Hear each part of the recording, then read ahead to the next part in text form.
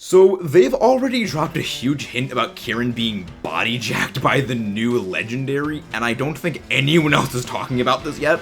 Because the way things are shaping up, he's gonna be the main antagonist of DLC 2. Possibly even being the BB champion before you manage to dethrone him. Or more likely, he's actually gonna be taking revenge on you after you become the BB champion before him. Because as we know, he's pretty hung up on the fact that you got Ogerpon and he is a little mad jelly. So, what better way to get back at you for taking Ogerpon than going out finding a new legendary and using that to beat you and Ogerpon? With said legendary preying on his anger and insecurities and, again, going full Mother Beast Lucamine and mind-jacking Buddy. As well as deferring onto him the new Diplin form, either evolution or special battle mode.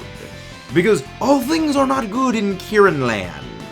As we've seen from the ending cutscene of the Teal Mask, where he puts on the mask, and basically does everything short of avowing revenge on you and hunting you down Metal Gear Revengeance style, he's going to be the big focus of things. Maybe not the focus of the entire BB storyline, but he is especially not going to be connected to Terapagos or Terapagos, however which you prefer to pronounce it. Comment below which one your favorite way of pronouncing it is. And before we get on to the rest of the video, as this is going to be a bit of a special one, don't forget to leave a like, subscribe for more, and comment below your thoughts on everything for the Indigo Disc. Of course, Kieran's going to be the main focus of the Blueberry Academy League storyline in part. One of the things we know is, again, the zombie Pokemon and the zombie characters that are going to be taking place, but also that this is going to be a fairly massive story on its own, which leaves no room for Ms. Briar, Terapagos. It's going to be focused on just the BB League, the trials for that, and then the eventual Kieran rematch with Kieran probably 3.0, with redacted new legendary.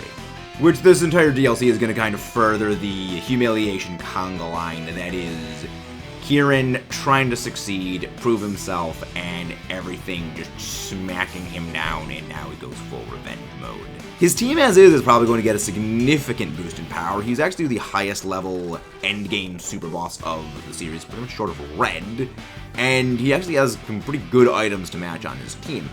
With the new Diplin form, Diplin evolution, and the new legendary slotted on his team, it's gonna be quite a stellar surprise for going up against him, as he has got a couple of Pokemon that are related to other evil things as is. He got a Tengu on his team in the form of Shiftry, as well as a few poison types presently. Well, or Pokemon that are associated with poisonous things.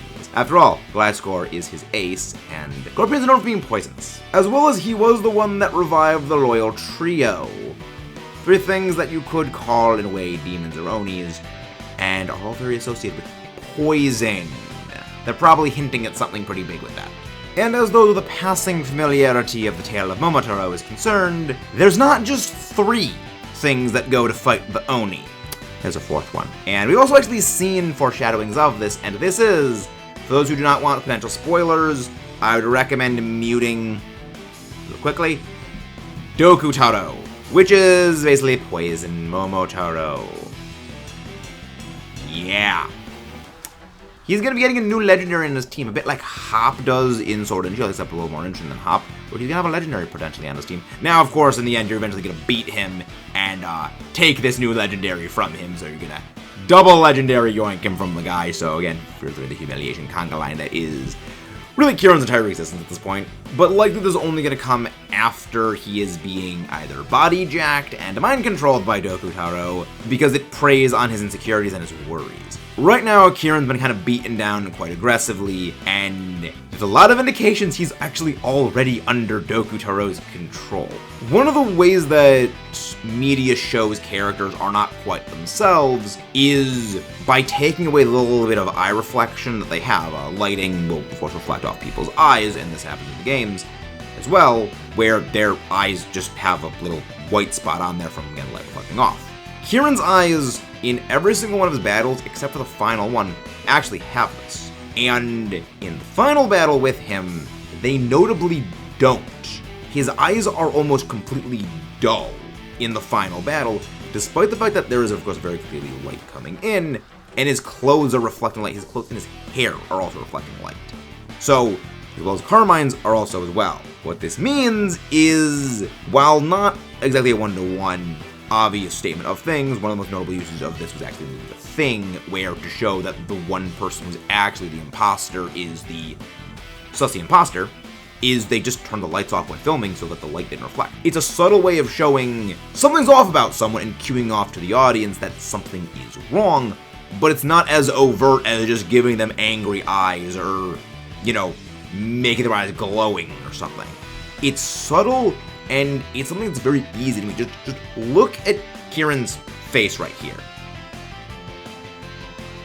One of these is a normal person, and one of these is a blank, latent, mind-controlled flesh puppet that is being controlled by an evil, psychic peach monster.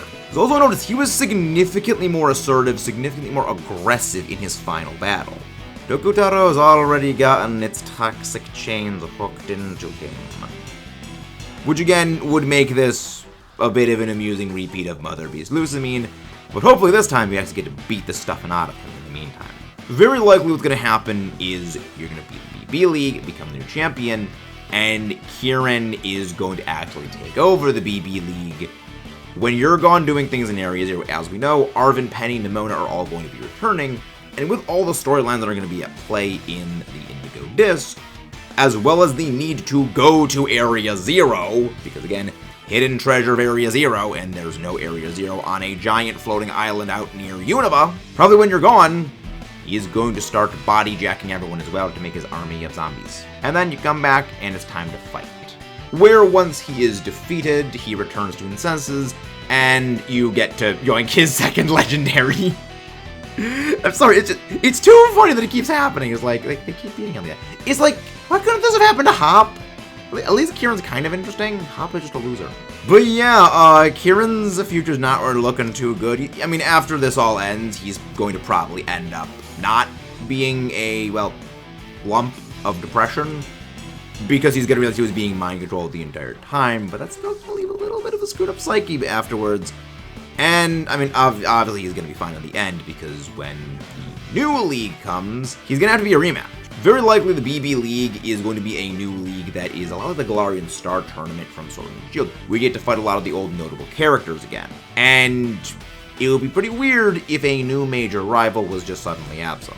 And who knows, it may even segue into the potential Battle Facility, Battle Frontier return, with Kieran wanting to create a new battling facility to make himself and others stronger, in a bit of a similar way to the Battle Tower coming back in Sword and Shield.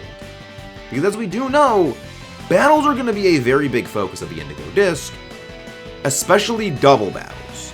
Now, with Pokemon sort of furthering wanting to get more people involved in competitive, especially doubles, their official format for long-term player interest, what better way to do that than Battle Frontiers? Battle Facilities get people wanting to fight, but at a lower power level, lower intensity level, they can learn. And we've coincidentally already made a video on this, linked over in the cards on this side of the screen, to our Battle Frontier mega video, and how it may be returning in the Indigo Disc, as well as a big history of the entire battle facilities. But that has been all from me. Don't forget to leave a like, subscribe for more, comment below your thoughts, and I will see you guys next time.